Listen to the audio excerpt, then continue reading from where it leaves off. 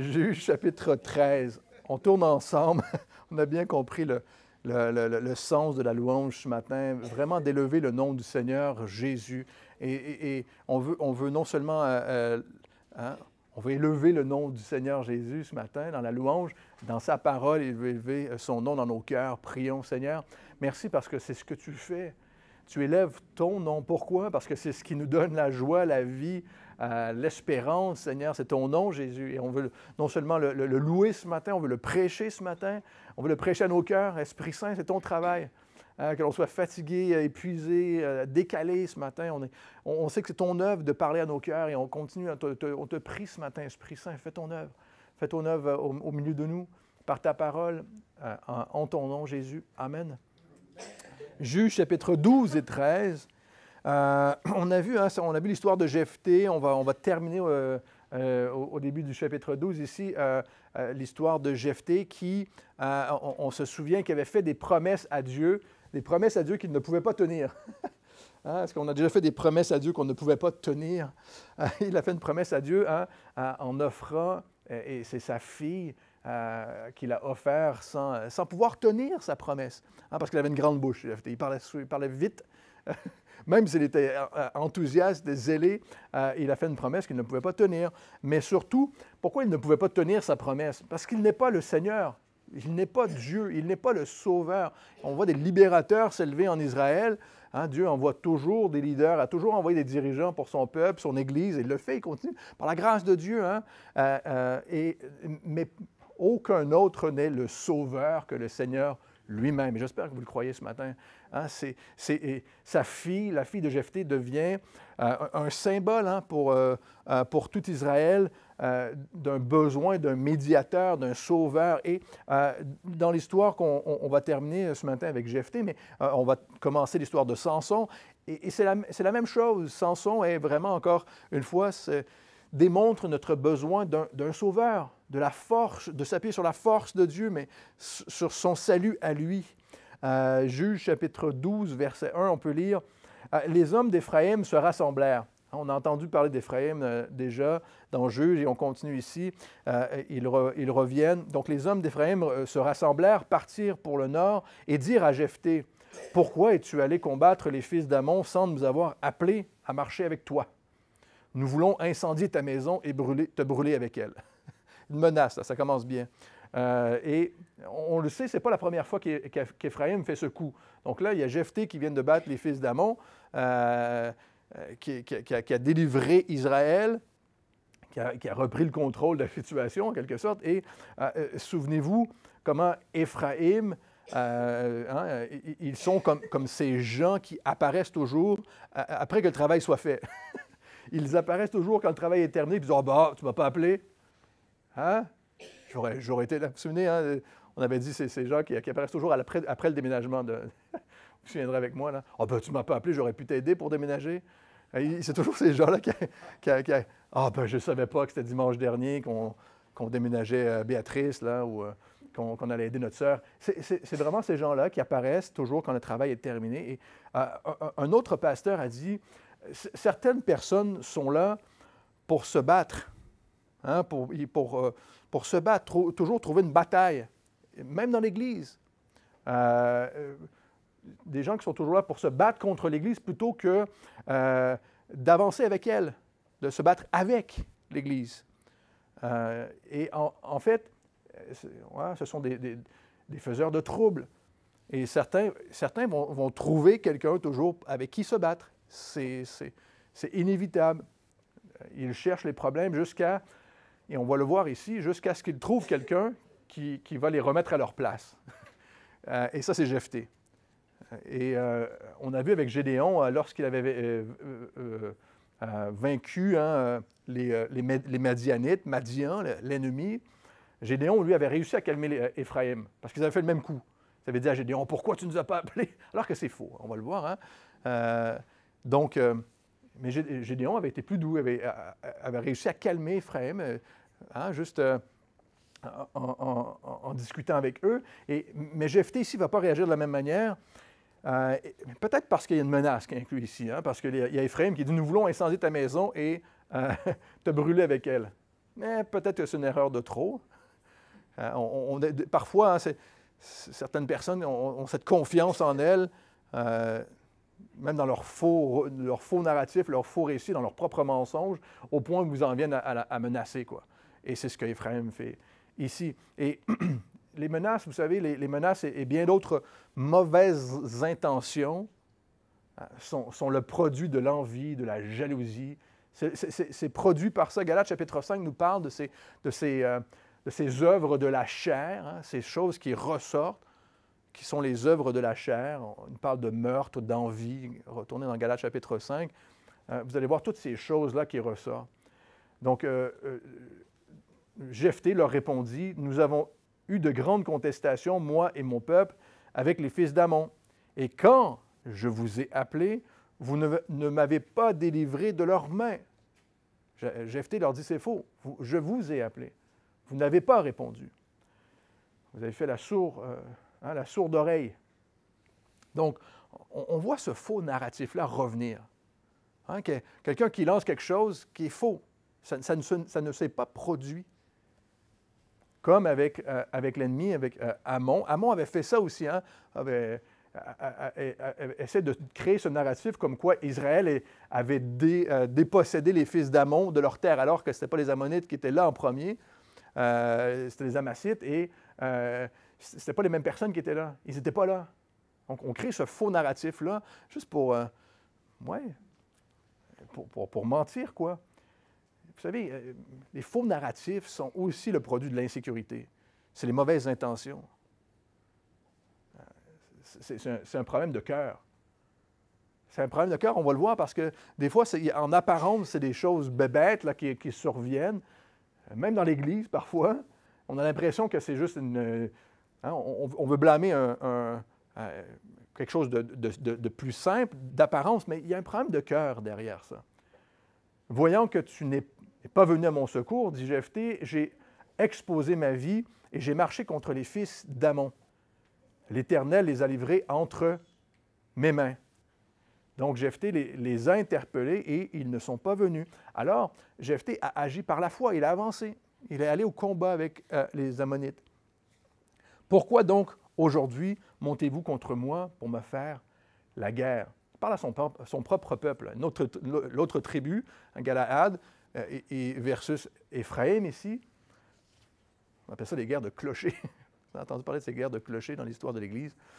Éphraïm s'en prend personnellement à Jephthé. Donc, on s'en prend personnellement à lui simplement par jalousie. Jephthé rassembla tous les hommes de Galaad et livra bataille à Éphraïm. Les hommes de Galaad battirent Éphraïm parce que les Éphraïmites disaient « Vous êtes des fugitifs d'Éphraïm. » On crée encore un faux narratif. Galaad est au milieu d'Éphraïm, au milieu de Manassé. Ce sont des gens qui croient que tout vient d'eux, là. Hein, tout existe grâce à eux, que tout doit passer par eux. Éphraïm, qui était la plus grande tribu en Israël, donc il devrait être la plus forte, mais il y a vraiment ce sentiment de tout vient d'eux, que le Seigneur devrait élever des leaders au travers de eux. Alors que le Seigneur élève des leaders, on le voit en Israël, de toutes les tribus. De toutes les tribus, le Seigneur fait lever des hommes et des femmes qui se lèvent, qui prennent position pour le Seigneur, de toute tribu. Galaad n'était pas, cette tribu n'était pas des fugitifs d'Éphraïm. Le Seigneur lui-même, lorsqu'il a divisé les tribus, lorsqu'ils ont pris la conquête avec Josué, ils ont pris possession de la terre. C'est le Seigneur qui a permis à Ruben, à Gad, et même à la moitié de la tribu de Manassé de rester de l'autre côté du Jourdain, vous vous souviendrez. C'est le Seigneur qui a permis cette distribution de la terre. Donc, Galaad s'empara des gués du Jourdain du côté d'Éphraïm, et quand l'un des fuyards d'Éphraïm disait, parce que là, à ce point-ci, ils sont en fuite. Ils ont vu que Jephthé, il ne rigole pas. Il n'est pas aussi diplomatique que Gédéon, à peu près. Mais surtout, ils ont menacé sa maison et ils savent qu'ils ne peuvent pas faire marche arrière, donc ils se sauvent. Et donc, lorsque les fuyards d'Éphraïm essayaient de passer près des guides du Jourdain, du côté d'Éphraïm, il disait « Laissez-moi passer ». Les hommes de Galad lui demandaient, aux fuyards, « Es-tu Éphraïmite » Et il répondait non. Non seulement ils sont menteurs, mais ils sont lâches. Vous savez, la duplicité de certaines personnes est impressionnante parfois. La duplicité de certaines personnes est impressionnante. Le péché dans le cœur de l'homme fait des ravages. Ces petites choses qu'on laisse, cet orgueil, cette arrogance que l'on laisse, prend une ampleur parfois extraordinaire. Pas parfois, va prendre une ampleur extraordinaire tant aussi longtemps qu'on le laisse grandir. Il y a un instant, les gens d'Éphraïm disaient « Nous voulons incendier ta maison et te brûler avec elle. » Et maintenant, ils montent même sur leur origine. Ils sont prêts à dire qu'ils ne sont pas Éphraïmites pour se sortir du trouble. Donc, il lui disait au verset 6, « Alors, eh bien, dis Shebollet. » Et il disait Shebollet. Ils n'arrivaient pas à dire le « che » ou le « th ». Là. En anglais, nous les francophones, en anglais, c'est le « th » qu'on ne peut pas dire. The bird. On a l'air, c'est impressionnant lorsqu'on fait le... on faisait passer ce test-là du nord au sud, même en France, du nord au sud, rose. Qui dit rose ici? Alors, tu sais que tu viens du sud quand tu dis rose. Et les Toulousains. On sait, il y a ces accents, ils ne pouvaient pas dire. Donc, sur quoi, lorsqu'ils ne pouvaient pas bien prononcer, sur quoi les hommes de Galad les saisissaient et les égorgeaient près des gués du Jourdain. Il périt en ce temps-là 42 000 hommes d'Éphraïm. Les gens d'Éphraïm ne pouvaient pas prononcer, donc, mais c'est impressionnant lorsque, non seulement ça, mais la mauvaise foi qui rentre. Cette attitude-là, parfois, est impressionnante. Surtout lorsqu'une guerre, lorsqu'une guerre survient, une guerre ici, on a un peu une guerre civile là, qui se produit. Une guerre civile, mais c'est une guerre intérieure en Israël et même dans l'Église. Lorsqu'une guerre survient, c'est dévastateur, frères et sœurs. C'est dévastateur. On a en apparence ici une guerre de région. On est capable de faire ça, même dans notre société, une guerre de région, une guerre de tradition. Mais réellement, ce qui se produit ici, c'est un problème de cœur. C'est ça le problème ici.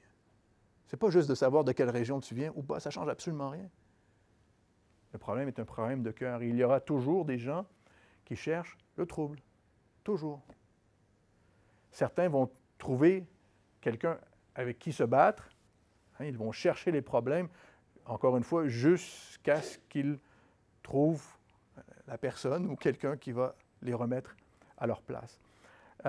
Jephthé fut juge en Israël pendant 6 ans, puis Jephthé, le Galaadite, mourut et fut enterré dans l'une des villes de Galaad. Après lui, Ibsan, je viens d'une autre région, c'est pour ça que je prononce mal certains mots, frère et sœurs. Donc, Ibsan, je ne peux même pas le dire, Ibsan, merci tout le monde pour votre soutien, de Bethléem, en tous les cas, au nord. Ce n'est pas la même ville que Bethléem que l'on connaît, c'est une autre ville, Bethléem. Donc, après lui, il fut le 10e juge après Jephthé, 10e juge en Israël. Il eut 30 fils, il maria 30 filles au dehors, et il fit venir pour ses 30 fils, 30 filles du dehors. Il fut juge en Israël pendant 7 ans, même une année de plus que Jephthé. Et on sait très peu de choses à son sujet. Et Ibsan mourut. Il fut enterré à Bethléem. Après lui, Élon de Zabulon fut juge en Israël. Il fut juge en Israël pendant 10 ans. Même plus longtemps encore. Puis Élon de Zabulon mourut et fut enterré à Ajalon, dans le pays de Zabulon. Après lui, Abdon, on est rendu au 12e juge d'Israël, fils d'Hillel, le Piratonite, fut juge en Israël. Il eut 40 fils et 30 petits-fils qui montaient sur 70 anneaux, hein, ce qui était c'était une belle position à ce temps d'avoir un anon, et surtout pour tout le monde, hein, chacun un. Il fut juge en Israël pendant 8 ans.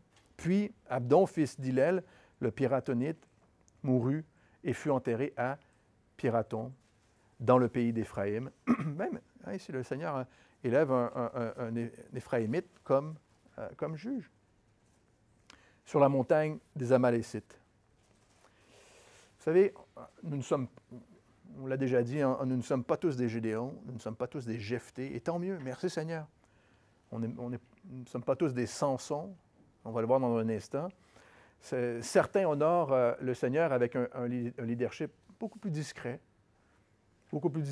hein, comme on l'avait déjà vu pour Shamgar, pour Tola, pour Jaïr, qui avaient été des hommes, des libérateurs pour Israël, sur lesquels on sait peu de choses, qui ont été fidèles au Seigneur, et tant mieux parfois.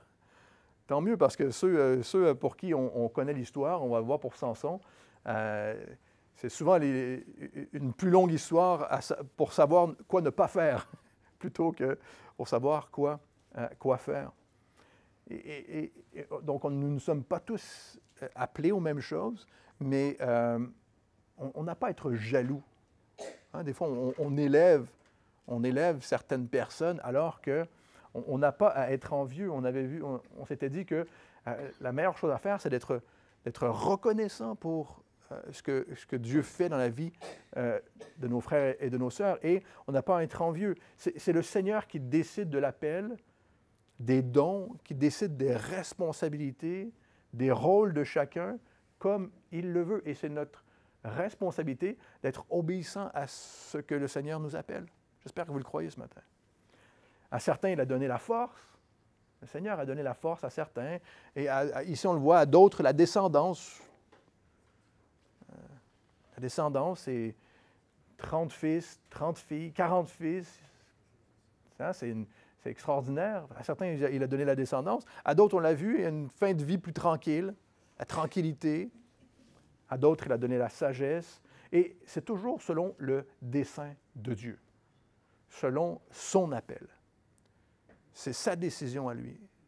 On le voit dans l'Ancien Testament comme dans le Nouveau Testament. Romains, chapitre 12, nous le dit.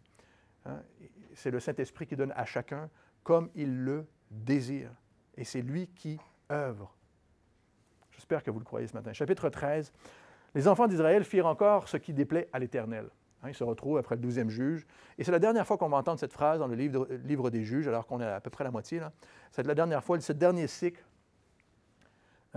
où Israël firent encore ce qui déplaît à l'Éternel dans le livre des juges. Et l'Éternel les livra entre les mains des Philistins, qui est un grand ennemi d'Israël. Et il les a livrés entre les mains des Philistins pendant 40 ans. Philistins qui signifie étranger ou envahisseur. Et on peut les retracer, on les voit depuis le livre de la Genèse au chapitre 21. Vers 1200 avant Jésus-Christ, on les voit arriver de la région de la Grèce pour tenter d'envahir l'Égypte. Ils n'ont pas réussi. Et donc, ils sont venus s'installer dans la région d'Israël, hein, plus au sud, vers Gaza, même emplacement qu'aujourd'hui, près de la Méditerranée, Ascalon, Écron, jusqu'à ce moment-là. Et vous savez, c'est un différent conflit. Hein? C'est un différent conflit que ce que l'on a aujourd'hui avec la Palestine. Les Philistins ne sont pas les Palestiniens d'aujourd'hui. C'est plutôt lorsque les Romains ont chassé les Juifs et détruit Jérusalem qu'ils ont changé le nom de la terre pour Palestine aujourd'hui, qui signifie Philistin. C'est pour ça qu'il y a une confusion. Mais les Romains ont fait ça parce qu'ils savaient que ce serait une insulte pour Israël.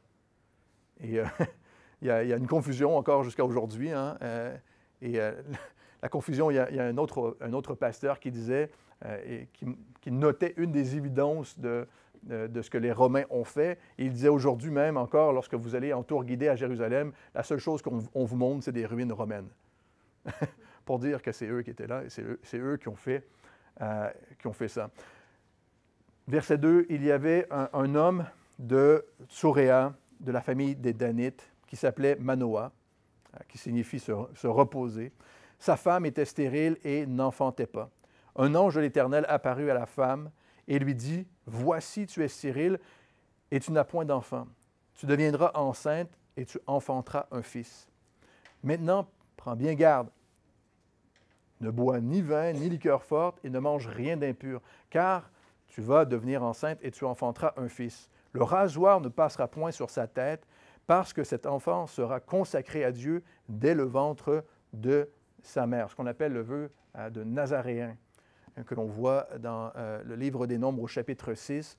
On pense bien que Jean-Baptiste aussi, dans Luc chapitre 1, on le voit, Jean-Baptiste vivait de cette manière-là avec un vœu de Nazaréen, probablement. Et donc, au verset 6 ici, « Et sera lui aussi, écoutez ceci, l'ange dit à la femme de Manoah, la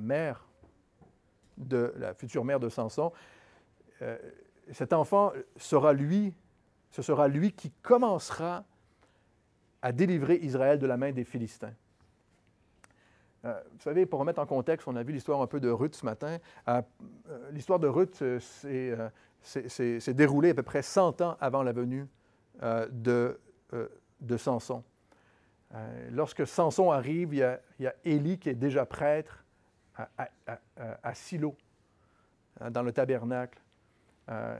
Et il y a beaucoup de choses qui se produisent en arrière-plan ici, dans le livre des Juges, et vers la fin du livre des Juges, et que le Seigneur met en place. Et ce que l'on peut retenir de ça, c'est que le Seigneur est déjà à l'œuvre ici en arrière-plan. Le Seigneur est déjà à l'œuvre en arrière-plan. Il utilise la vie de Samson comme juge, mais on voit l'histoire de Ruth, qui va donner la descendance au roi David. On a toutes ces choses. On a Élie, on connaît bien l'histoire de Élie, qui va défier encore Balaam et tous les faux dieux. Et peut-être que c'est encore l'encouragement pour nous aujourd'hui, lorsqu'on réfléchit à ce que Dieu fait et ce que Dieu a fait, c'est que le Seigneur est déjà à l'œuvre. Le Seigneur est déjà à l'œuvre. On a un narratif, on voit ce que Dieu fait, on comprend l'histoire parfois par certains événements, surtout qu'on est centré sur ce que Dieu fait ici, maintenant, et on voit, mais Dieu fait des choses extraordinaires partout sur la terre aujourd'hui. Et il agit. Et on doit se réjouir de ça. L'ange dit à la femme de Manoah, « Cet enfant sera consacré à Dieu dès le ventre de sa mère, et c'est lui qui commencera à délivrer Israël de la main des Philistins. » Samuel et David, par la suite, vont continuer le travail de Samson, de délivrer Israël de la main des Philistins par la force de Dieu. Et c'est intéressant parce que parfois, on est appelé à débuter un travail et quelqu'un d'autre est appelé à l'achever. Et c'est ce que Dieu fait ici. On est appelé à commencer un travail, à débuter, et on sait que le Seigneur lui-même va l'achever. Et ce sera le cas pour David aussi. David va réussir à vaincre les Philistins, mais David va vouloir construire un temple pour Dieu, et c'est son fils Salomon qui va le terminer. Des fois, on est appelé à commencer un travail, à débuter, en sachant très bien que Dieu va l'achever. J'espère que ça fait du sens pour vous aujourd'hui. Israël est sous la domination des Philistins pendant 40 ans ici, et ce n'est qu'au temps de Samuel, encore une fois, que réellement Israël sera complètement délivré, libéré à ce point-ci, et que les Philistins seront éteints. La femme, au verset 6, alla dire à son mari, « Un homme de Dieu est venu vers moi et il avait l'aspect d'un ange de Dieu, un aspect redoutable. Je ne lui ai pas demandé d'où il était. Il ne m'a pas fait connaître son nom. Mais il m'a dit, tu vas devenir enceinte et tu enfanteras un fils. Et maintenant, ne bois ni vin ni liqueur forte et ne mange rien d'impur, parce que cet enfant sera consacré à Dieu dès le ventre de sa mère jusqu'au jour de sa mort. On ne connaît pas le nom de la mère de Samson, de la femme de Manoah. Seulement qu'elle est fidèle et qu'un ange lui apparaît qui lui annonce qu'elle enfantera un fils.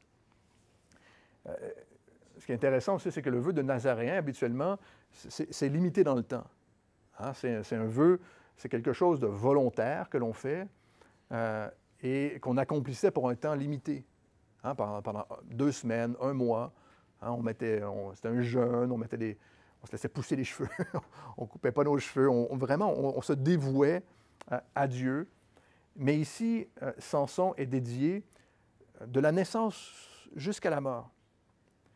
Et j'aime beaucoup cette histoire parce que cette femme, la femme de Manoah, la mère de Samson, est juste heureuse de savoir qu'elle va avoir un enfant. Elle est heureuse de savoir qu'elle aura un enfant, qu'il sera dédié à Dieu. Et ce qui est intéressant, c'est que lui, tout ce qu'il veut savoir, c'est qui t'a parlé. Il demande à sa femme, mais c'était qui cet homme qui est venu te voir pour te dire que tu auras un enfant? Donc, la femme de Manoah, qui est dévouée, mais qui est stérile, elle reçoit de la part de Dieu et le communique aussitôt, tout de suite à son mari. Et lui, son attitude, c'est de prier. Manoah fit cette prière à l'Éternel. « Ah, Seigneur, que l'homme de Dieu que tu as envoyé vienne encore vers nous et qu'il nous enseigne ce que nous devons faire pour l'enfant qui naîtra. » Extraordinaire. Les parents de Samson sont des gens dévoués au Seigneur, fidèles, qui cherchent la volonté de Dieu. Et c'est certainement la prière que tout parent devrait faire pour l'enfant qu'ils attendent. C'est cette prière-là. Hein? Que devons-nous faire pour l'enfant qui naîtra? Comment veux-tu que l'on élève cet enfant? Lorsqu'on devient parent, nous sommes sous l'autorité de Dieu, frères et sœurs. Hein? Pour la façon dont nous élevons les enfants qu'il a mis sous notre responsabilité. J'espère que vous le croyez ce matin. Le Seigneur nous fait, c'est un cadeau que Dieu nous fait, hein, de nos enfants, et nous devons les élever de la manière qui plaît au Seigneur. Autre chose intéressante ici, c'est qu'on a mis 3000 ans avant de faire des campagnes pour les femmes enceintes, de ne pas boire et de ne pas fumer, alors que c'est ici directement dans la parole de Dieu. Hein, il y a ces éléments qui nous donnent de choses. Malgré que nous sommes appelés à être fidèles à Dieu, la piété des parents ne garantit pas que leurs enfants vont suivre le Seigneur. Mais c'est l'attitude que nous voulons avoir. Ça ne garantit pas que les enfants vont suivre le Seigneur. Ils ont aussi un choix à faire. Et ça, c'est l'histoire que l'on retient, que l'on retient du livre des Juges. C'est vraiment, à chaque génération, il y a ce choix à faire. Et Samson aura aussi des choix à faire pour lui. Manoah prie. La première chose qu'il fait, hein, il est concerné par les choses qui concernent sa femme. Ils sont ensemble concernés pour les choses de Dieu et il prie. Ce qui sera tragique pour Samson, c'est qu'on ne retrouve pas Samson à prier. On ne le retrouve pas à louer Dieu. Samson n'aura aucune redevabilité. Et on ne le voit pas, il ne fait pas d'autel au Seigneur, il ne fait aucun sacrifice. En fait, il ne le fera qu'une seule fois. Il aura une seule fois de la redevabilité, c'est lorsqu'il deviendra aveugle, il va demander à un petit garçon de le guider. C'est la seule fois qu'il aura de la redevabilité. La seule fois où est-ce qu'il va prier, c'est lorsqu'il va faire une complainte à Dieu. Demandant à Dieu de lui donner la force une dernière fois. Et on connaît l'histoire de la vie de Samson et on va la voir dans les prochaines semaines encore, mais on ne le retrouve pas à prier, à se confier à Dieu. Il va se fier sur sa consécration et il va se glorifier de la force que le Seigneur lui donne, mais sans jamais nourrir sa relation avec Dieu lui-même, personnellement, avec le Seigneur. Et c'est ce qui va le mener à sa perte. Verset 9, chapitre 13, Dieu exauça la prière de Manoah et l'ange de Dieu vint encore vers la femme. Elle était assise dans un champ et Manoah, son mari, n'était pas avec elle. Elle courut promptement donner cette nouvelle à son mari et lui dit, « Voici l'homme qui était venu l'autre jour vers moi m'est apparu. » Manoah se leva, suivit sa femme, alla vers l'homme et lui dit, « Est-ce toi qui as parlé à cette femme? » Il répondit, « C'est moi. » Ce qui est intéressant, c'est que c'est la version hébraïque du « je suis » de Jésus dans les évangiles. « C'est moi. » Au verset 12, Manoah dit, « Maintenant, si ta parole s'accomplit, que faudra-t-il observer à l'égard de l'enfant? Encore une fois, comment tu veux qu'on s'occupe de lui? Comment on doit l'élever?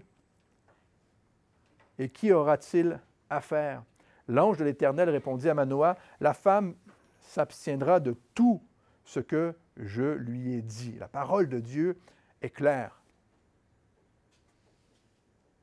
Elle ne goûtera d'aucun produit de la vigne, elle ne boira ni de vin ni de liqueur forte, et elle ne mangera rien d'impur. Elle observera tout ce que je lui ai prescrit. Elle a elle-même, ils ont le choix d'observer, d'être obéissants à ce que Dieu leur demande. Et la mère de Samson va observer les prescriptions du Seigneur. Mais Samson, lui, va les briser une après l'autre. Il va briser les prescriptions de Dieu une après l'autre. Manoah dit à l'ange de l'Éternel, « Permets-nous de te retenir et de t'apprêter un chevreau. » L'ange de l'Éternel répondit à Manoah, « Quand tu me retiendrais, je ne mangerai pas de ton mets. Mais si tu veux faire un holocauste, tu l'offriras à l'Éternel. » Un holocauste, c'est une offrande consumée. C'est toujours une offrande volontaire offerte à Dieu, qui devait se faire dans le temple, par contre, dans le tabernacle, mais Manoah ne savait point que ce fut l'ange, écoutez ceci, l'ange de l'Éternel. Et Manoah dit à l'ange de l'Éternel, « Quel est ton nom? Afin que nous te rendions gloire quand ta parole s'accomplira. » Il ne comprend pas encore que c'est l'ange de l'Éternel. C'est une théophanie, c'est Dieu lui-même, c'est le Seigneur, Jésus probablement. Il dit, « Donne-moi ton adresse pour que je t'envoie une carte postale le jour où l'enfant naîtra. » Manoah et sa femme ne réalisent pas encore que c'est une théophanie. Ils soupçonnent que c'est un messager de Dieu, un envoyé. Vous vous souviendrez, on a vu au chapitre 2, on a déjà vu l'ange de l'Éternel apparaître aussi, et avait déjà apparu à Josué, à Moïse, quand il avait parlé à tout le peuple. L'ange de l'Éternel s'était adressé à tout le peuple. À Gédéon aussi, au chapitre 6, l'ange de l'Éternel, au chapitre 6, verset 1, l'ange de l'Éternel lui apparut et lui dit, « L'Éternel est avec toi, vaillant héros. » Le Seigneur a cette capacité d'apparaître dans les moments où on en a besoin, de nous soutenir. Et ici, il apparaît aux parents de Samson. L'ange de l'Éternel lui répondit, « Pourquoi demandes-tu mon nom?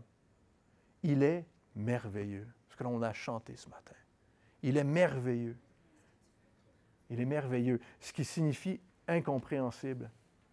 Et on retrouve ce même mot dans Ésaïe chapitre 6. Tournez avec moi dans Ésaïe chapitre 6.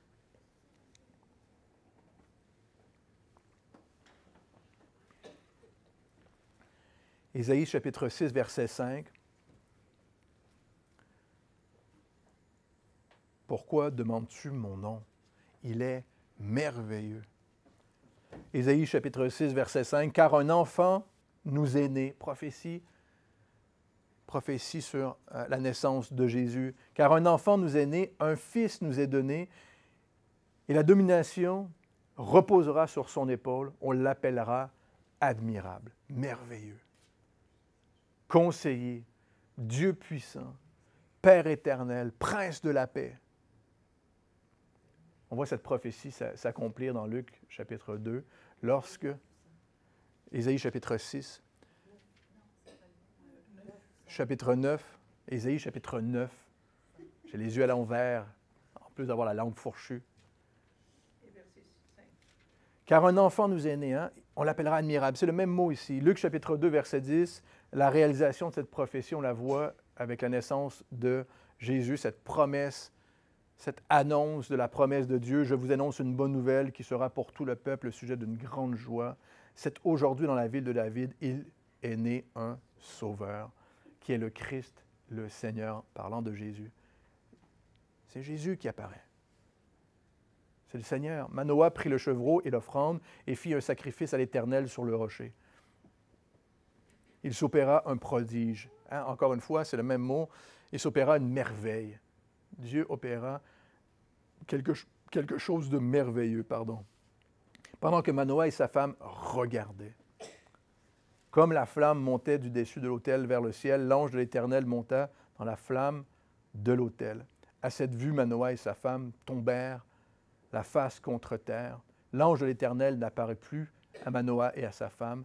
Alors Manoah comprit que c'était l'ange de l'Éternel, qui il était. Les deux tombent face contre terre, en révérence à Dieu. Et, frères et sœurs, c'est comme ça qu'on veut vivre notre vie au Seigneur, en révérence à Dieu. En révérence à Dieu, dans notre relation avec lui, avec le Seigneur, être révérent à qui il est. Il est admirable, il est merveilleux. Hein, ce qui est encore intéressant, c'est qu'ils n'ont toujours pas la même réponse. La femme de Manoah et Manoah. Ils ont une réponse différente. Manoah dit à sa femme, « Nous allons mourir, car nous avons vu Dieu. » Et elle est plus calme, plus réfléchie. Elle lui dit, « Si l'Éternel voulut nous faire mourir, il n'aurait pas pris de nos mains l'holocauste et l'offrande, et il ne nous aurait pas fait voir tout cela, et il ne nous aurait pas maintenant fait entendre pareille chose. Il ne nous aurait pas dit, vous allez avoir un enfant. » Ah, dire, ben, d'accord, tu as raison. D'accord, je comprends ton point, là. Si le Seigneur avait voulu nous faire mourir, il ne nous aurait pas annoncé que nous aurions un enfant. C'est parfois comme ça qu'on vit notre vie chrétienne, je pense. Un peu rigide. On est un peu, on est un peu rigide comme Manoah. On pense que la vie chrétienne, c'est de premièrement accomplir la loi. C'est premièrement accomplir la loi, ce que j'ai fait, ce que je dois faire. Je dois, je ne dois pas. Mais le Seigneur veut premièrement une relation avec nous, frères et sœurs. Il veut premièrement une relation avec nous. Habituellement, le sacrifice de l'Holocauste, encore, est fait dans le tabernacle. Mais si le Seigneur te dit, maintenant tu peux faire un sacrifice ici, hein? Si le Seigneur t'apparaît, il te dit cela, ne t'inquiète pas, il le permet. Il désire avoir une relation avec nous, que nous comprenions qui il est. Être constamment dans la révérence de qui il est, de ce qu'il fait. J'espère que ça fait du sens pour vous aujourd'hui. La femme enfanta un fils et lui donna le nom de Samson. 9 mois plus tard, on est 9 mois plus tard, hein, on a compris. Entre deux versets, le Seigneur, des fois, il fait ça. Hein. Quelques années plus tard. Donc, elle enfanta un fils et lui donna le nom de Samson. L'enfant grandit et l'Éternel, écoutez ceci, l'Éternel le bénit. Et l'Esprit de l'Éternel commença à l'agiter à Machané Dan, entre Tsoréa et Estaol. On va dire que j'ai réussi. L'Éternel bénit Samson. L'Éternel a un appel sur la vie de Samson. L'Esprit de Dieu commence à l'agiter au moment où il semble être prêt à accomplir la mission que Dieu lui donne. L'Éternel le bénit. L'Éternel le bénit alors qu'il sait toutes les choses, tous les actes irréparables parfois que Samson va commettre. Hein, il va marier une Philistine, il va provoquer des conflits, il va tuer tout le monde à son mariage, il va s'enivrer, il va coucher avec une prostituée, il va s'abandonner à la fin de sa vie entre les mains de Dalila. Alors que Dieu sait tout ça, il le bénit. Pourtant, Dieu l'a appelé. Il a béni ce jeune homme et il l'a utilisé. Samson a été instruit dans la parole de Dieu par ses parents, mais ses propres choix l'ont amené à la dérive. Il avait aussi un choix à faire, mais il n'a pas entretenu sa relation avec le Seigneur dans la parole et dans la prière. Il n'a pas fait ça. Vous savez ce que ça lui a coûté? Ça lui a coûté le caractère. Samson n'a jamais développé le caractère de Dieu. Aussitôt que le Saint-Esprit commence à agiter, on l'a vu dans le livre des Juges encore, et on le voit ici, et c'est clair dans l'histoire de Samson, aussitôt qu'on ressent cet appel de Dieu, que le Saint-Esprit commence à agiter, c'est le moment de faire mourir la chair, si ce n'est pas déjà fait. C'est le moment. C'est l'œuvre du Saint-Esprit de faire mourir ta chair, de mettre à mort l'arrogance, le mépris parfois que l'on a dans le cœur, l'orgueil, la prétention, toutes ces choses. Hein, il faut les mettre au pied de la croix, frères et sœurs. Il n'y a aucun autre choix, sinon ça nous coûte le caractère de Dieu. On ne peut jamais développer le caractère de Dieu. Et on termine avec ceci. On apprend avec Samson, plus que n'importe qui d'autre peut-être, qu'aussitôt qu'on se fie sur ses propres forces, on tombe à la dérive. Aussitôt. Alors que s'il avait prié, comme ses parents, comme son père, comme sa mère qui cherche la face de Dieu, s'il avait cherché la face de Dieu plutôt que d'utiliser la force que Dieu lui donnait pour s'enorgueillir, Samson aurait probablement vécu. Il aurait une histoire extraordinaire. Samson était connu pour sa force. Il devait commencer à libérer Israël. Ce sera qu'à la fin de sa vie, une seule fois, qu'il aura pu le faire. Mais le merveilleux, lui, le merveilleux, le Fils, Jésus, lui devait accomplir la délivrance. Jésus est le « je suis ». Jésus est l'admirable. Jésus est le conseiller. Jésus est le prince de la paix, le Père éternel.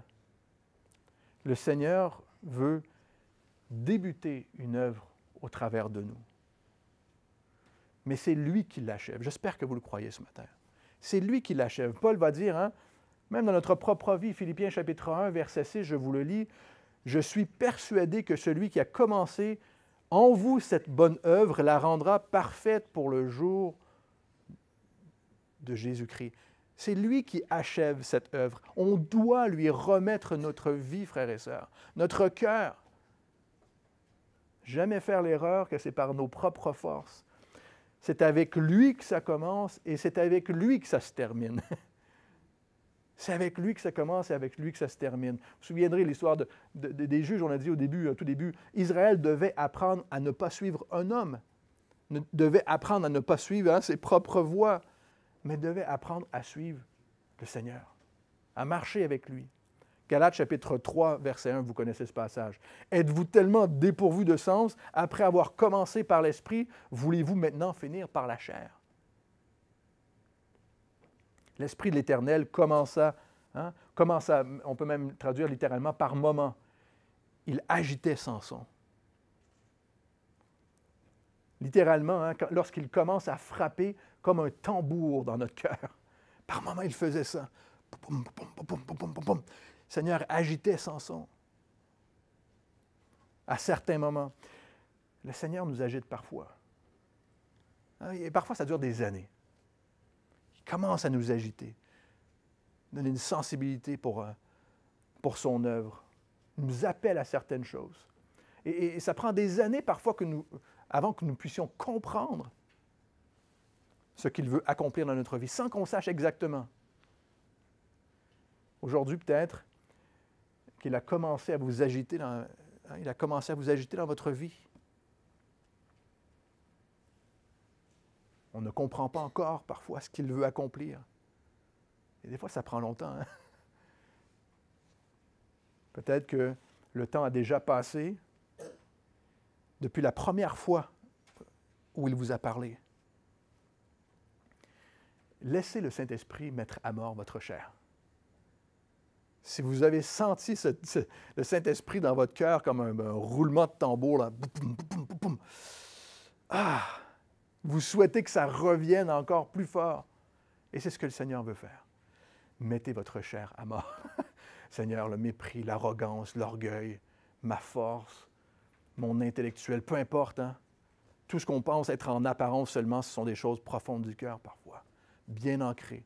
Seul le Saint-Esprit peut faire mourir ces choses-là. Mettez votre chair, les choses de votre cœur devant le Seigneur, afin qu'il puisse vous préparer pour la suite. Afin qu'il puisse vous préparer pour la suite. Faites confiance au Seigneur. Soyez patient. On doit être patient. On veut voir le Seigneur agir, n'est-ce pas? On doit être patient. Parfois, on doit être patient plus d'une génération. On doit voir l'autre génération venir. On doit être obéissant, à l'écoute de sa voix. Et surtout, et on va le voir avec Samson, n'agissons pas par nos propres forces. Prions. Seigneur, merci pour ta parole. Merci pour ta parole. Nous savons qui tu es. Tu es merveilleux. Tu es redoutable, Seigneur. Mais plus que ça, lorsqu'on s'approche de toi, lorsqu'on te fait confiance, lorsqu'on court vers toi, comme Manoah et sa femme, on revient, on te cherche, Seigneur. Qui es-tu? Qu'est-ce que tu veux faire? Nous te découvrons, Seigneur, merveilleux. Et l'œuvre que tu veux faire au travers de nous par ton Esprit Saint est juste exceptionnelle. Elle va accomplir ton œuvre. Et on te prie, Seigneur, de nous permettre d'être juste malléables entre tes mains.